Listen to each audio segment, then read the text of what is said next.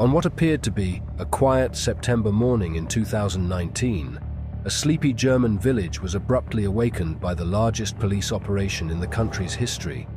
In a meticulously coordinated raid, 650 officers descended upon a former NATO nuclear bunker in the town of Traben-Trarbach, the home of a notorious internet service provider with a dark, criminal side.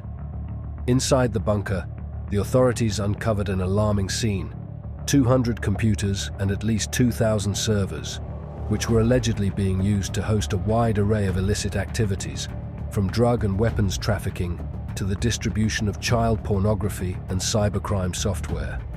Amidst the chaos of the raid, more than 10 individuals were arrested, including the enigmatic owner of the bunker, Herman Johan Zen.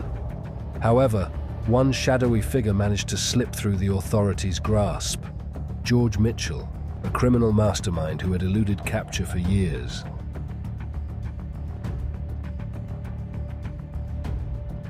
As investigators delved deeper into the case, a chilling revelation emerged about Mitchell's early life and his rise to prominence in the criminal world.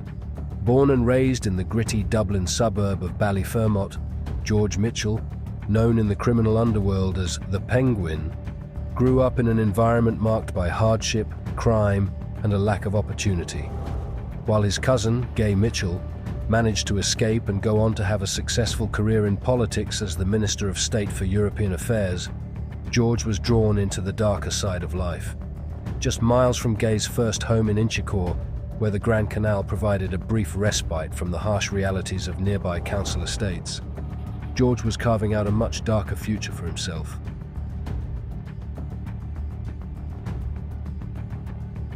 Mitchell's early life was steeped in adversity, and this hardship would eventually shape the notorious criminal he would become. Starting out as a truck driver for Jacob's Biscuits, Mitchell quickly found himself entangled in crime. In the 1980s, he took part in a series of robberies with associates of the slain gangland boss, Martin the General Cahill, whose criminal empire was built on his ironclad control and ruthless dealings. Cahill took notice of Mitchell's unwavering loyalty to the criminal world and his ability to remain tight-lipped when the Garda, Ireland's national police force, turned their attention on them. Mitchell's silence earned him Cahill's respect and led to further rewards within the criminal empire. By 1988, Mitchell had earned a 5-year prison sentence for stealing a large consignment of cattle, further strengthening his connections to the underworld. During his time behind bars, Mitchell became aware of the immense profits that could be made from the drug trade. Once released, he set his sights on seizing a portion of the rapidly growing cannabis and ecstasy markets. Within just a few years, Mitchell had risen to become Ireland's most powerful drug lord, operating out of West Dublin and quietly building a highly organized trafficking operation that spread across Europe.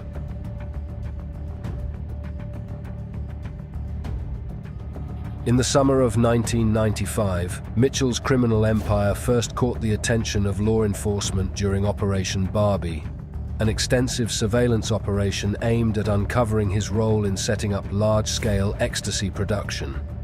Investigators tracked his network of criminal associates and discovered the existence of ecstasy processing labs in Lucan and the Ward, County Dublin, marking a significant blow to Mitchell's operations.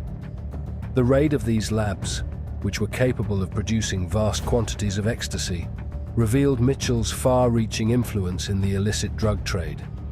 This operation came on the heels of a significant setback for Mitchell, as just months earlier, the London Regional Crime Squad had seized £570,000 in cash intended as a down payment for a drug shipment. Despite mounting pressure from law enforcement and a growing criminal crackdown, Mitchell continued to live a lavish lifestyle. He resided in a luxurious house in Palmerstown, drove bulletproof cars, and amassed assets worth around €1 million. At the same time, organized crime gangs began to exploit the lucrative black market for stolen computer components, which were sold throughout Europe, Britain, and the Far East. Although Mitchell was still Ireland's most powerful drug lord, his increasing involvement in the computer trade added another layer to his growing criminal empire.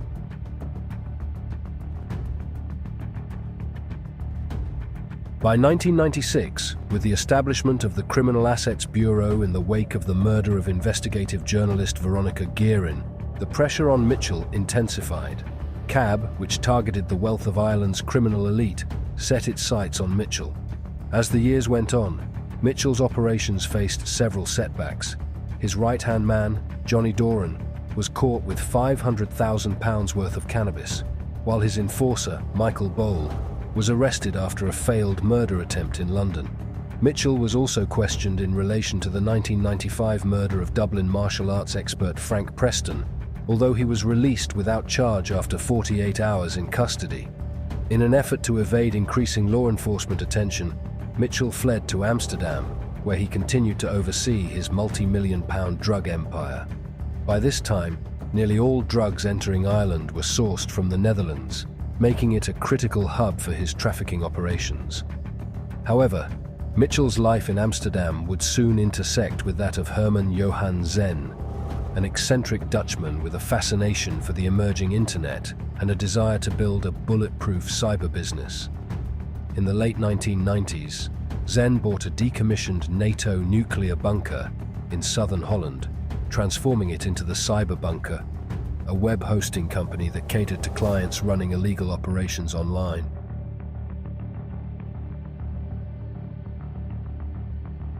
Zen's bunker gained a reputation for hosting illicit websites, mainly those with adult content. Despite his refusal to allow child pornography or terrorism-related material, Zen's services quickly gained popularity among those who wanted to operate without fear of interference from authorities. In 2002, a fire at the bunker revealed that alongside hosting illegal websites, Zen was also operating an MDMA ecstasy lab within the facility. Despite the setback, Zen expanded his operation, and by 2013, he purchased a former German military bunker in the town of Traben-Trarbach. This acquisition set the stage for an even closer collaboration between Zen and Mitchell. Around the same time, Mitchell resurfaced on the criminal radar after being spotted in Traben-Trarbach, the village where Zen's cyber bunker was located. In this small, seemingly peaceful town, Mitchell began to meet Zen in local coffee shops, adopting the alias Mr. Green. During this period, Mitchell and Zen began working together on a new venture, an encrypted phone service designed to provide secure communication for criminals who wanted to avoid detection by law enforcement. At the time, encrypted phones were believed to be uncrackable, a belief that would soon be shattered with the 2020 EncroChat hack.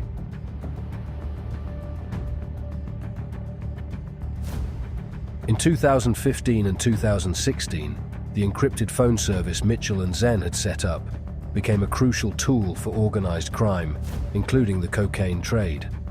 This network, which promised privacy to users, allowed criminal enterprises to operate undetected, and Mitchell was reportedly involved with the network, contributing around £150,000 in investments. German authorities began to track the operation, eventually discovering that Zen's bunker was hosting multiple illicit activities, including drug trafficking and weapons dealing. At this point, the scale of Mitchell's involvement in the criminal network became clear, with links to organized crime syndicates across Europe and beyond, from the Netherlands to Colombia. The investigation culminated in a massive raid in 2019, when 650 German police officers stormed Zen's bunker. Although Zen and several of his associates were arrested, Mitchell managed to evade capture once again. It was revealed that Mitchell was the true mastermind behind much of the operation, with his connections extending far beyond Europe to include Colombian drug cartels, the Hells Angels, and the Bandidos biker gang. He was believed to be responsible for trafficking tons of cocaine into Europe, often using containers of oranges as cover for shipments from North Africa.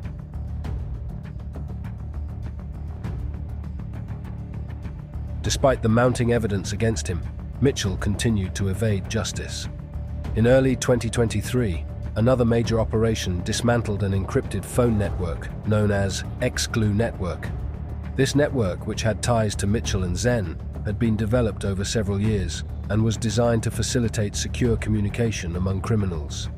The takedown of the network led to 45 arrests across multiple countries, and the seizure of millions in cash, drugs, and firearms.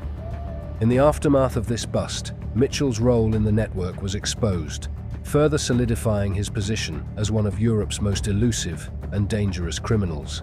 Mitchell's role in Exclu Network solidified his place as one of Europe's most wanted criminals. Authorities believe he was responsible for selling encrypted phones to high-level criminals across the globe, particularly in Colombia, where he had extensive connections to drug cartels.